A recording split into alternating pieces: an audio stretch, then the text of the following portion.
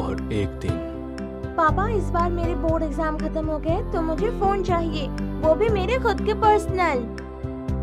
अरे अभी से फोन की क्या जरूरत है? मैं नहीं चाहता कि तुम भी तुम्हारी मम्मी की तरह पूरा दिन फोन में घुसी पड़ी रहो, तो कोई फोन नहीं मिलेगा। तभी वहाँ सुनीता आ जाती है। अरे क्यों मेरी बच्ची को मेरे खिलाफ करते हो भला?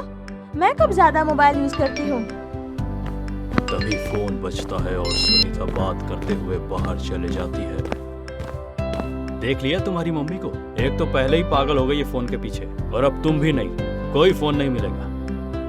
तभी वहाँ सुनीता आ जाती है। देखो जी, मैंने सुना तुमने मुझे पागल कहा। अब तो मेरी बेटी को नया फोन मिलके ही रहेगा। चल सिया, मैं दिलाती हूँ तुझे नया फोन।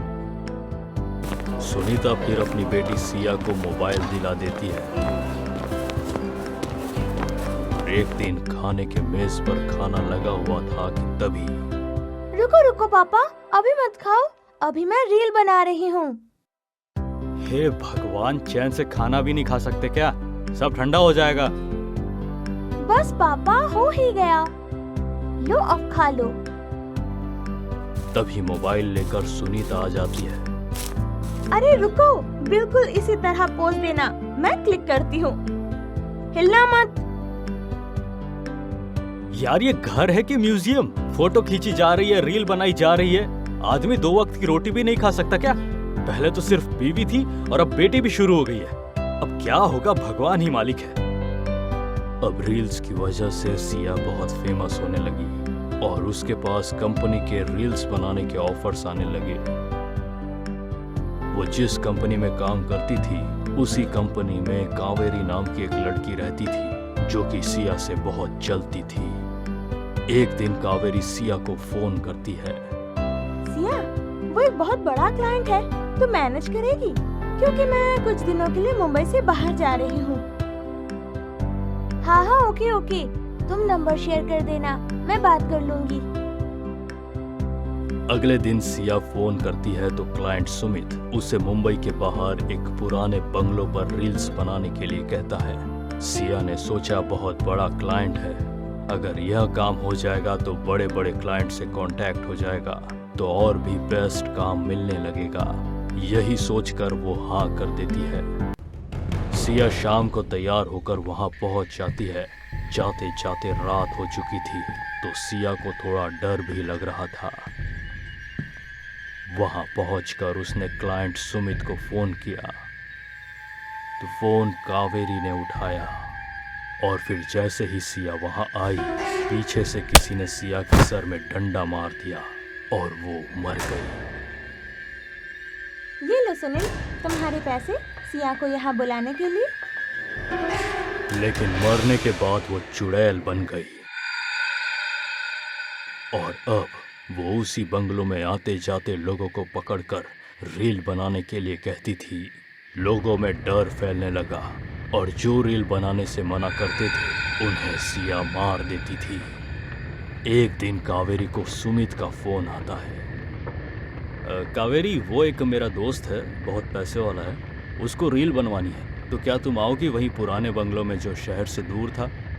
अरे वहाँ तो हमने। सोच लो, क्लाइंट को वहीं बनवानी है।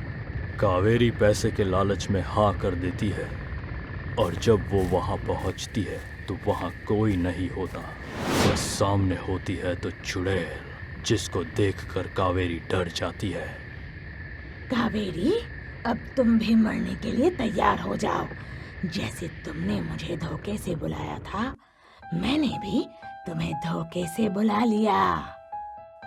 लेकिन सुमित कहाँ है?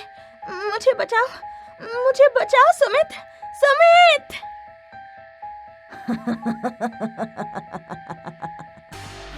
वो देख सुमित की लाश, वो तो कब का मर गया है। अब तुम्हारी बारी। लेकिन रुको, पहले मेरा मोबाइल तो ऑन कर लूं, आखिर ये रील बनानी तो बनती है ना।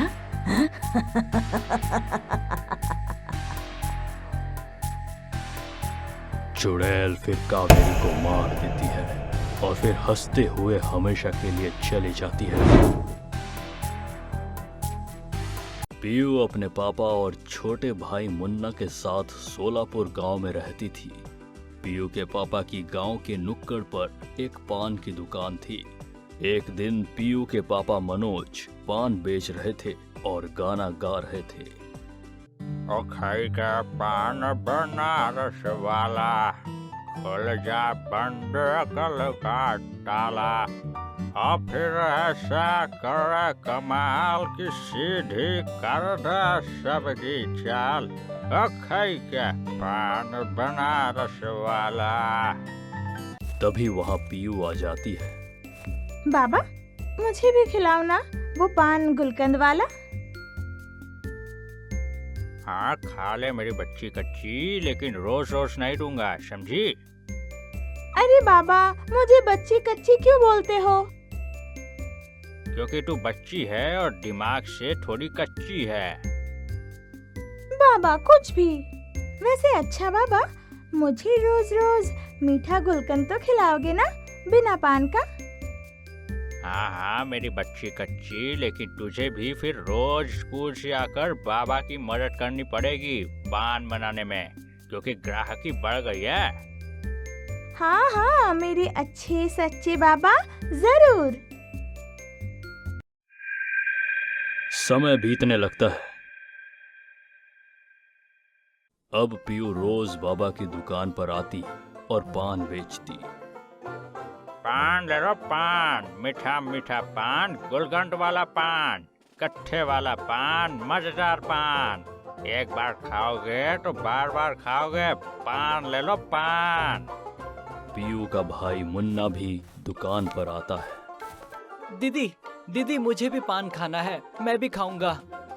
नहीं मुन्ना, जब तू बड़ा हो जाएगा ना तब बनाना रोज पान, तब खा भी लेना, अभी नहीं। अभी तो सिर्फ मिलेगा मीठा गुलकंद तुझे, समझा? समझ गया मेरी बच्ची कच्ची दीदी। मुन्ना के बच्चे, अब तू भी रुक, आज मैं तुझे नहीं छोड़ूंगी, रुक। समय बीतने लगता है। एक दिन अचानक पीयू के बाबा एक गाड़ी जाते हैं।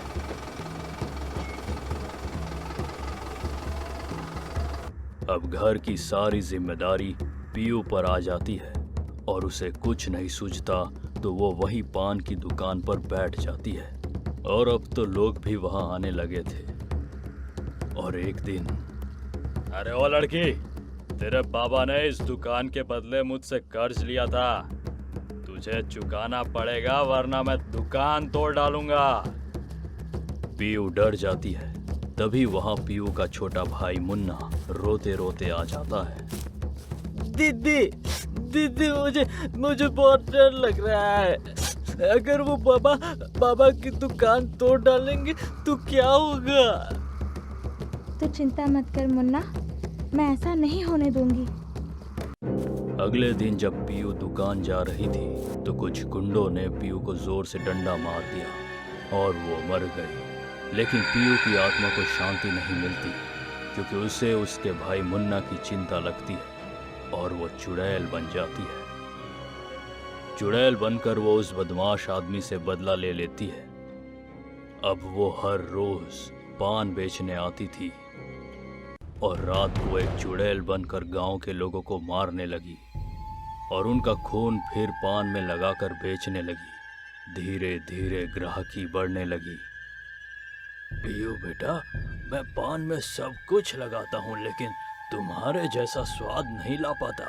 आखिर पता नहीं तुम पान में ऐसा स्वाद लाते कहाँ से हो?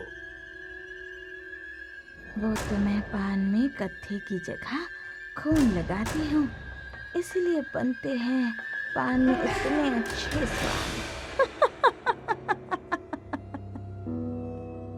पीयू हंसने लगती है और कुछ नहीं बोलती। समय बीतने लगता है और एक दिन, दीदी मुझे लगता है आप गलत कर रहे हो।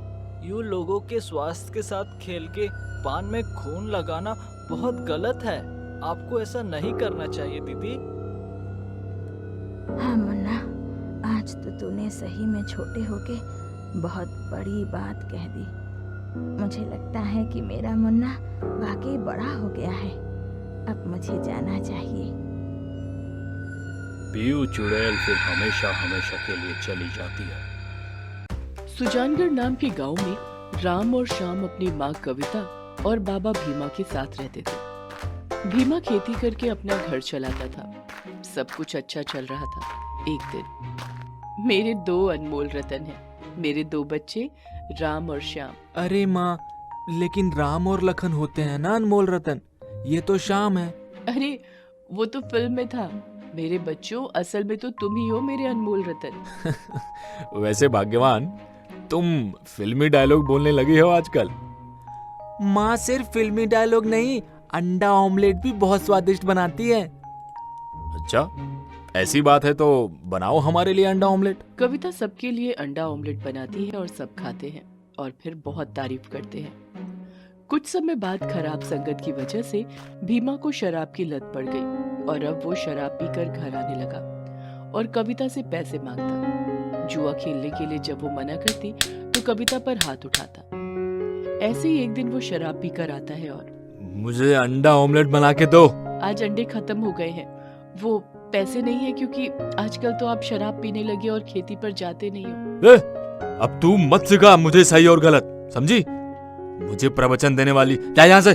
भीमा कविता को धक्का मारता है तो कविता टकरा जाती है, खून निकलता है और वो मर जाती है। लेकिन उसे अपने बच्चों की चिंता होती है, इसलिए उसकी आत्मा को शांति नहीं मिलती है और वो चुड़ैल बन जाती है। कविता के मरने के बाद भी भीमा शराब नहीं छोड़ता और वो शराब की हालत में घर आता है। बाबा, भूख लगी है, घर में पैसे नहीं है अनाज लाने के लिए। हाँ बाबा, माँ के मरने के बाद 3 दिन से हमने कुछ नहीं खाया, भूख लगी है बहुत। रे भुक्कड़ हो क्या तुम दोनों? मेरे पास नहीं है पैसे वैसे, जाओ यहाँ से। दोनों रोने लगते हैं और रोते रोते भूखे सो जाते हैं। ये सब देखकर कविता को बहुत तकलीफ होती है और वो चुड़ैल के रूप में अपने बच्चों के पास आ जाती है। बच्चों, डरो मत, मैं तुम्हारी माँ हूँ और अब मैं कमाऊंगी मेरे बच्चों के लिए। लेकिन मैं क्या करूँ जिससे पैसे आए? माँ, क्यों ना आप ऑमलेट की दुकान खोलो? आपके हाथ का ऑमलेट बहुत अच्छा बनता है। हाँ माँ, आप बहुत ही स्वादिष्ट ऑमलेट बनाते हो। चुड़ैल फिर रूप बदल कर बच्चों के साथ ऑमलेट की दुकान खोलती है। ऑमलेट ले लो ऑमलेट, संडे हो या मंडे, रोज खाओ अंडे। Masala omelette, veg omelette, non veg omelette, Sunday हो या मंडे, रोज खाओ अंडे। ग्राहक आने लगे और कविता भी बहुत जल्द अच्छे ऑमलेट बनाने लगी और धीरे धीरे ग्राहकों की भीड़ लगने लगी। अब पैसे आने लगे बहुत। बच्चे स्कूल जाने लगे और पेट भरकर खाना खाते थे। लेकिन भीमा की शराब की आदत की वजह से उसकी तबीयत बहुत खराब रहने लगी और अब वो बिस्तर पर आ गया। जब डॉक्टर को दिखाया तो पता चला कि भीमा की किडनी खराब हो गई। ऑपरेशन कराना पड़ा जिसमें लाखों रुपए की जरूरत है। कविता और बच्चों ने मिलकर ऑपरेशन करवा दिया और एक दिन, मुझे माफ कर दो बच्चों, मैं गलत था। वैसे इतने पैसे तुम दोनों लाए कहाँ से? तभी वहाँ कविता आ जाती है चुड़ैल के रूप में। मैं कविता हूँ, मरने के बाद भी मेरी आत्मा को शांति नहीं मिली थी। मुझे माफ कर दो कविता, शराब और जुए की लत ने मेरा दिमाग खराब कर दिया था, लेकिन अब मैं कभी बुरी आदत को नहीं अपनाऊंगा। चुड़ैल फिर हमेशा के लिए चली जाती है और भीमा फिर बच्चों को कभी कोई तकलीफ नहीं होने देता।